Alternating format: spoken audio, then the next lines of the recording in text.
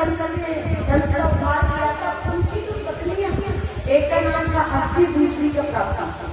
जब कंस का वर हो गया तो वो दोनों जाकर के अपने मायके चली गई। और ऐसा वर्णन आता है कि जो दोनों पत्नियां थी ना कंस की, वो जरासंध की कन्या थी।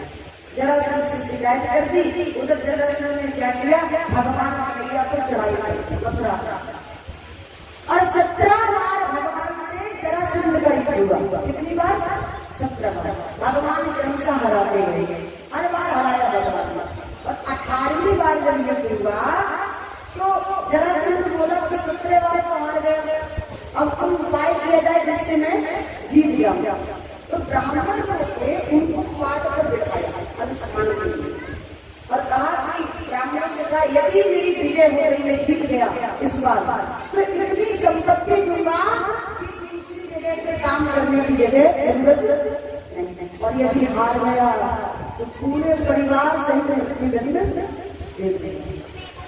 तो ब्राह्मण जो थे घबराने लगे, भगवान से निवेदन किया, प्रभु हमारे प्राण आपके हाथों में है। और मेरे भगवान ने कहा कि यदि मैं युद्ध मैंने किया और युद्ध किया तो मैं जरासंध को हरा दूंगा, और जरासंध हार गया तो ब्राह्मणों का वध हो जाएगा। दूसरी बात, आने वाले समय में कोई भी जीव, कोई भी मनुष्य सांसारिक ब्राह्मणों पर विश्वास, पूजा पाठ पर कोई विश्वास नहीं करेगा।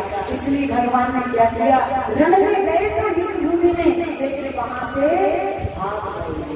बलराम भैया ने कहा, भागोगे तो नाम पड़ जाएगा रणचोर।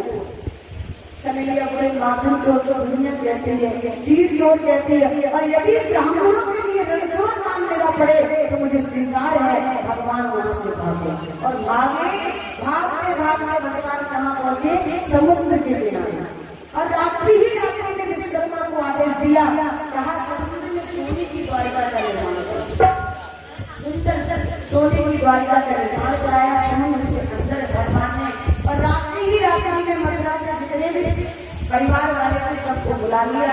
आज भगवान प्रेम देखो कहाँ रहने लगे, द्वारिका में। धीरे धीरे भगवान बड़े हुए। भगवान के जो बड़े भाई थे बलराम, उनका विवाह हुआ।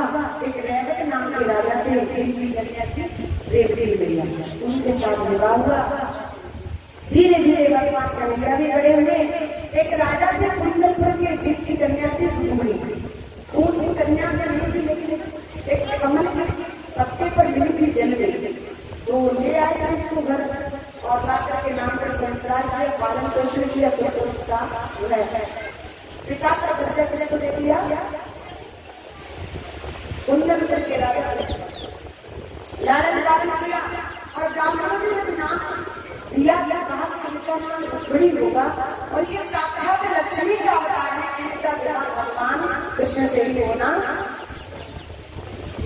समय अनुसार मैया विवाह की होगी। जब हुई रुक्मिणी मैया के अंदर भाई था रुक्मिणी, उसने क्या किया, पिता को पता नहीं लगने दिया और उनका विवाह शिशुपाल से तय कर दिया। मैया को जब ये बात पता लगी तो मैया ने अपनी भाभी से पूछा कि भाभी, मैंने तो द्वारकाधीश को अपना प्राणपति मान लिया है और भैया ने मेरा विवाह रुक्मिणी के साथ तय कर दिया, मैं भाभी कहा एक काम करो, आप पत्री लिखवाओ, ब्राह्मण को बुलवाकर वो पत्री वहां पहुंचवाओ।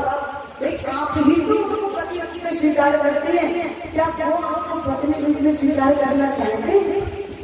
पत्री लिखवा करके सुंदर पत्री समय अनुसार ब्राह्मण लेकर के वहां पहुंचे द्वारिका और भगवान कन्हैया को दी।